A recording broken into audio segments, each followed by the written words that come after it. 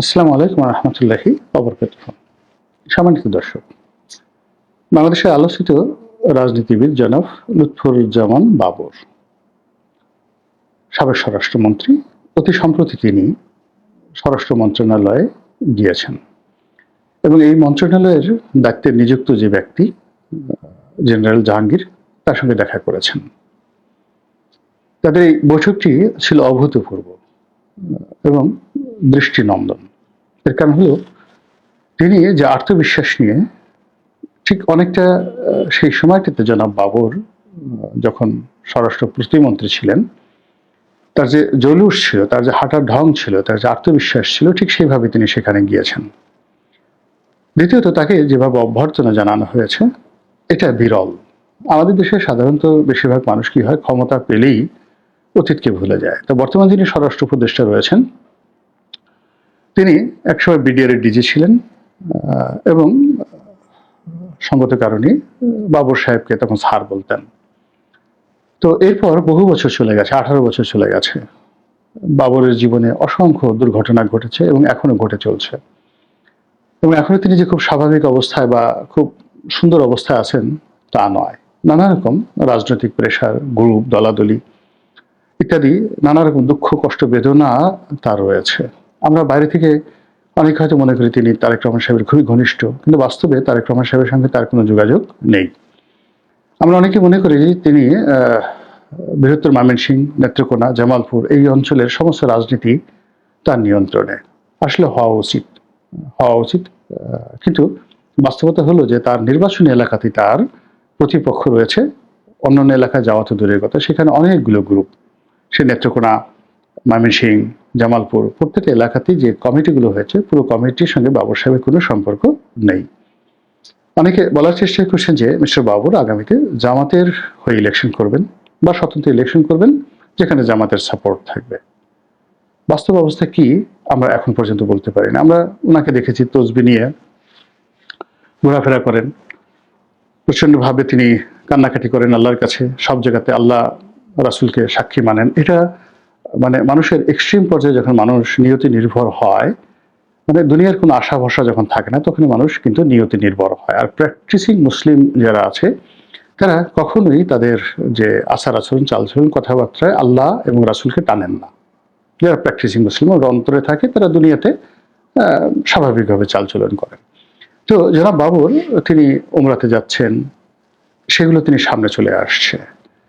তারপর তিনি নির্বাচনী এলাকাতে স্পিড বোটে করে ঘোরাফেরা করছেন, সেগুলো সামনে চলে আসছে। কিন্তু তার কোনো একটা জায়গাতে স্বাভাবিকভাবে মানুষের যেটা বডি ল্যাঙ্গুয়েজ থাকে, হাসি থাকে এবং তার মধ্যে একটা সুখের আবেশ থাকে, সেই জিনিসটি নেই। এটি স্পষ্ট যে বিএনপির সাথে যদি তার সেই সৌহার্দ্যপূর্ণ সম্পর্ক, যেটি আমার কাছে মনে হয়েছিল, আমি তো মানে নিজে মনে করতাম যে জনাব লুৎফুজ্জামান বাবরের সঙ্গে জনাব তারেক রহমান সাহেবের সঙ্গে খুবই ভালো সম্পর্ক রয়েছে। আমি মনে করতাম যে তিনি জেল থেকে বেরোলে তাকে একটা গুরুত্বপূর্ণ দায়িত্ব দেওয়া হবে এবং তিনি জনাব তারেক রহমান সাহেবের যে পারপাসগুলো রয়েছে, সেগুলো এই মুহূর্তে তিনি সার্ভ করবেন। তারপরে আমার কাছে মনে হতো যে আগামীতে যদি বিএনপি ক্ষমতায় আসে, তিনি হয়তো স্বরাষ্ট্রমন্ত্রী হবেন, এরকম। কিন্তু তিনি বের হওয়ার পর যা কিছু দেখলাম বা যা কিছু দেখছি, আমার কাছে বারবার মনে হচ্ছে নিয়তি কেন এরকম হয়। আপনি কারোর জন্য কোনো একটা করবেন, জীবন দিবেন, যৌবন দিবেন, সবকিছু শেষ করে দেবেন, তছনছ করে দিবেন, তারপর জীবন সামনে এসে সেই লোক দ্বারা অপমানিত হবেন, লাঞ্ছিত হবেন, এটা কেন হয়? আপনারা জানেন যে লুৎফুজ্জামান বাবর একটু ভালো পরিবারের সন্তান। তার বাবা ডিআইজি ছিলেন। তো তার বাবা ডিআইজি ছিলেন, তো লুৎফুজ্জামান বাবর স্বরাষ্ট্রমন্ত্রী হয়েছেন একজন ডিআইজির ছেলে। এটা চারটিখানি কথা নয়। তিনি তো রাস্তা থেকে তাকে তুলে আনা হয়নি। তিনি কোনো ফকির মিসকিনের সন্তান নন। দ্বিতীয়ত, তার একটা নাম আছে, তাকে ক্যাসিও বাবর বলা হয়। তিনি খুব বড় ব্যবসা করতেন।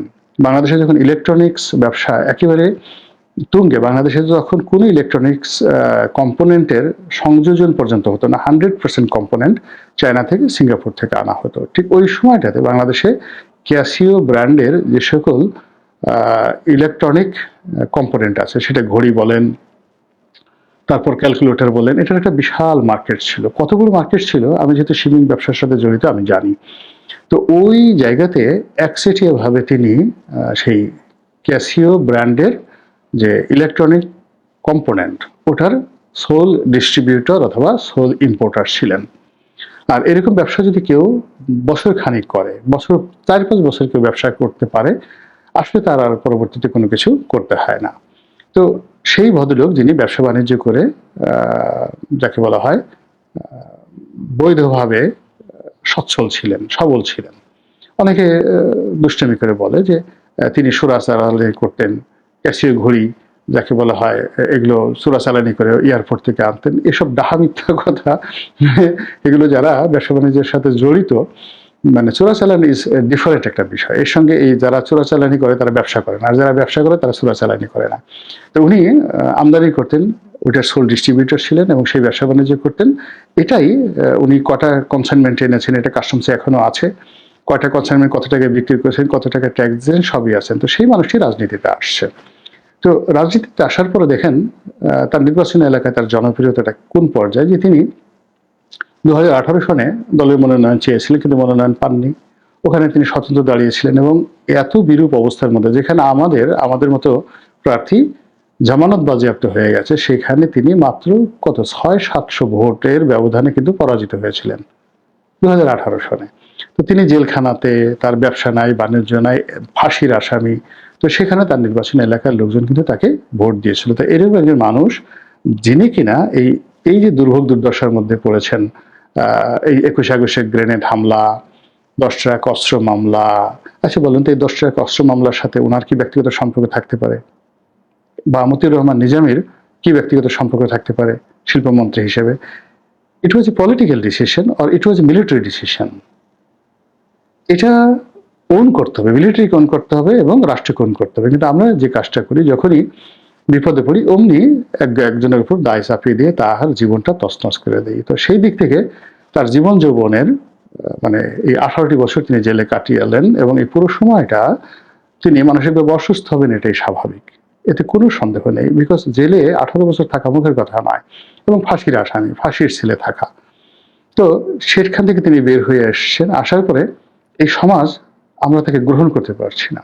তিনি ফকিরের মতো, মিসকিনের মতো তিনি দাঁড়িয়ে আছেন বেগম জিয়ার বাসার সামনে। সবাই মনে করছে, যারা জানে না, যে এখনই বেগম জিয়া তাকে ভিতরে ডেকে নেবেন, আলাদা বৈঠক করবেন, তাকে একটা দায়িত্ব দিবেন। তিনি মঞ্চে উঠছেন, মঞ্চে উঠে বিভিন্ন মানুষকে দেখাতে চেষ্টা করছেন যে আমি নেতা, বসো তোমরা বসো পল্টন ময়দানে, বিএনপির মঞ্চে। কিন্তু কোনো নেতা তাকে দেখেও জিজ্ঞাসা করছেন না। এই বিষয়গুলো বুঝতে হবে। এগুলো আরো উল্টে ফেলে তাকে বেদনা তৈরি করে। আর রিসেন্টলি তিনি যে স্বরাষ্ট্র মন্ত্রণালয়ে গেলেন, এখানে কারণটা কি? যারা তাকে ভালোবাসেন, বিএনপি যারা লোকজন, তারা বলার চেষ্টা করছেন যে নেতার কপাল খুলে গেছে, তারেক রহমান সাহেব তাকে নতুন দায়িত্ব দিয়েছেন এবং এখন থেকে দেশের আইন শৃঙ্খলা রক্ষা করার সকল দায় দায়িত্ব বিএনপির পক্ষ থেকে তিনি নিয়ন্ত্রণ করবেন, তদারকি করবেন তারেক রহমান সাহেবের পক্ষে। এই জন্য তিনি স্বরাষ্ট্র উপদেষ্টার সঙ্গে দেখা করতে গেছেন। একেবারে ডাহা মিথ্যা কথা। দ্বিতীয়ত, তাহলে তিনি কেন গেছেন? আমার কাছে যেটা ব্যক্তিগতভাবে মনে হচ্ছে যে এই মুহূর্তে বাংলাদেশে ভারতীয় গোয়েন্দা সংস্থা র খুব নিষ্ঠুর খেলা খেলছে এবং তারা যে কোনো মানুষকে নানাভাবে টার্গেট করছে। এবং আপনারা জানেন যে 10 ট্রাক অস্ত্র মামলা, 21 আগস্টের গ্রেনেড হামলা মামলা, এই মামলাগুলোর কারণে তিনি ভারতের 1 নম্বর চক্ষুষ্যু। ফলে তিনি জেলখানাতে যতটা নিরাপদ ছিলেন, তার চেয়ে এখন এই উন্মুক্ত মঞ্চে, এই জনসমাবেশে তার জীবন আরো বেশি কঠিন হয়ে পড়েছে। আর এই কঠিন সময়টিতে দলের পক্ষ থেকে যে সাপোর্ট দরকার ছিল, সেটা তিনি একদম পাচ্ছেন না। না পাওয়ার কারণে তার ভিতরে নিরাপত্তাহীনতা বোধ খুব চরম আকার ধারণ করতে পারে এবং সেই জন্য তিনি পুরো বিষয়গুলো নিয়ে আলাপ আলোচনার জন্য বর্তমান স্বরাষ্ট্র উপদেষ্টা, যিনি একসময় তার কলিগ ছিলেন, তার সঙ্গে তিনি দেখা সাক্ষাৎ করতে পারেন। এগুলো একটা। দ্বিতীয় যে বিষয়টি, সেটি ভেরি ভেরি সিগনিফিক্যান্ট। সেটা হলো, তিনি যদি জামাতের হয়ে ভবিষ্যতে নির্বাচন করেন, তিনি যদি জামাতে যোগদান করেন এবং জামাতের সাথে স্বরাষ্ট্র মন্ত্রণালয়ের, জামাতের সাথে ইন্ডিয়ার এবং জামাতের সঙ্গে রয়ের কিংবা জামাতের সঙ্গে স্থানীয় রাজনীতির সিকিউরিটি রিজনে যদি হাই প্রোফাইলের কোনো আলাপ আলোচনার বিষয় থাকে, আর সেটা রিপ্রেজেন্ট করার জন্য যদি তিনি সেখানে গিয়ে থাকেন, আর জনাব জাহাঙ্গীর যদি ওইভাবেই তাকে মূল্যায়ন করে প্রোটোকল করে। আপনারা শুধুমাত্র দুটোর আই কন্ট্যাক্ট দেখেন, কোনটা আপনাদের কাছে বেটার মনে হয়, আগে একটা বললাম আর দ্বিতীয় যেটা বললাম। তাহলে বিএনপির খবর আছে, বিএনপির কপালে দুর্ভোগ আছে।